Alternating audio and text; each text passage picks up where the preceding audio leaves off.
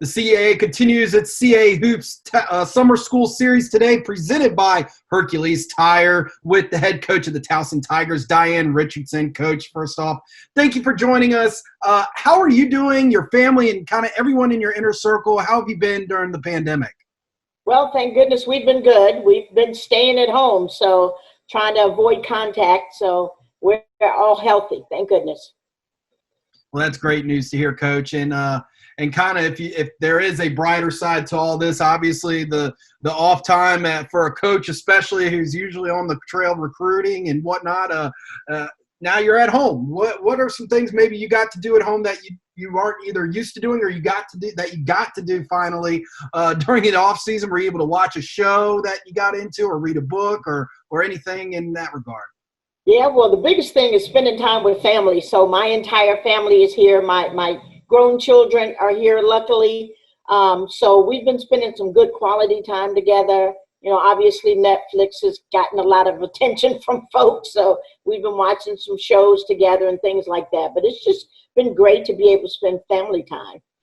Absolutely. And let's stay with the COVID-19 pandemic a little bit here, Coach. What have been some of the challenges as a coach during this time?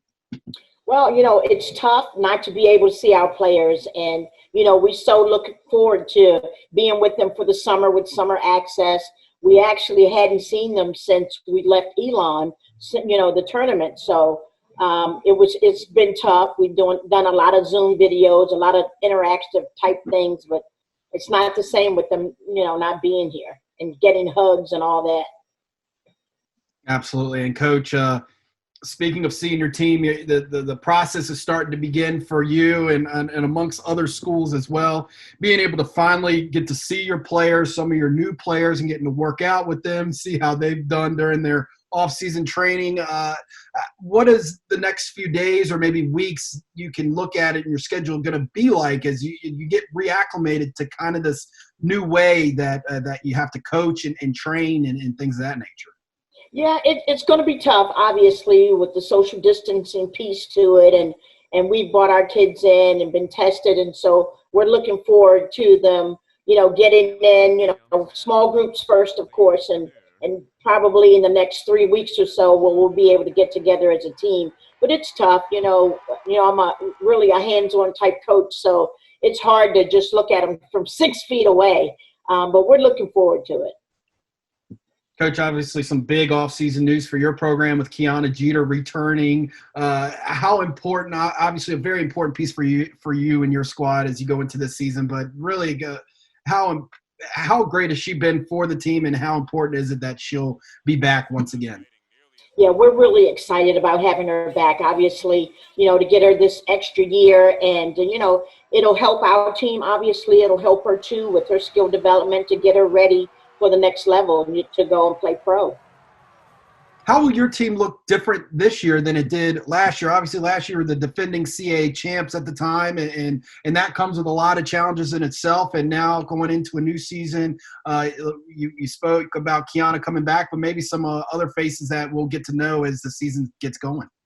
Yeah, it's going to be exciting for us. We have 7 new players in, and that in itself, trying to get everybody together and the chemistry together. But I think we've got a lot more depth at certain positions on the floor. So we're looking forward to, you know, our point guard position, losing Q Mary, and then getting a couple junior college transfers in, and a transfer in at that position is going to help us tremendously.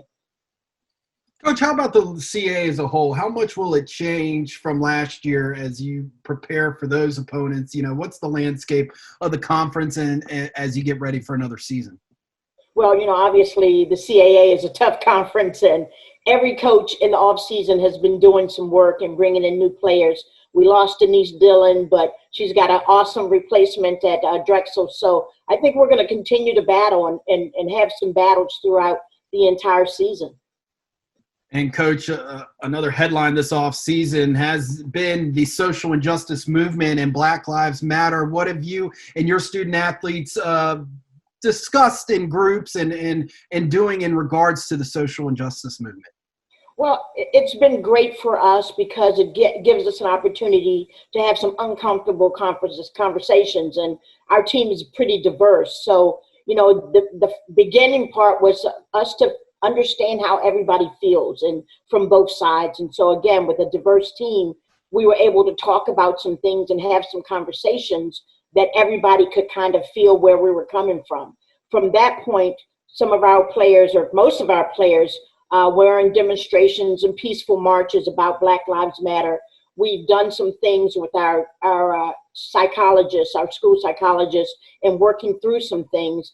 And so we've set up some programs to make sure that everybody is aware. And again, those uncomfortable conversations, we're intentional about making sure that we are in line with the social justice movement and in our lives as well. Well, Coach, thank you so much for sharing your insight in regards and your team in regards to the social justice movement. Thank you for taking time for sharing your summer a little bit. Hope you and your family stay healthy along with your team, and hopefully we'll see the Towson Tigers back on the court fairly soon. Thank you so much, Bobby, and be safe and healthy, and we look forward to playing again. Absolutely. We can't wait. Thank you, Coach. Thank you so much. Take care.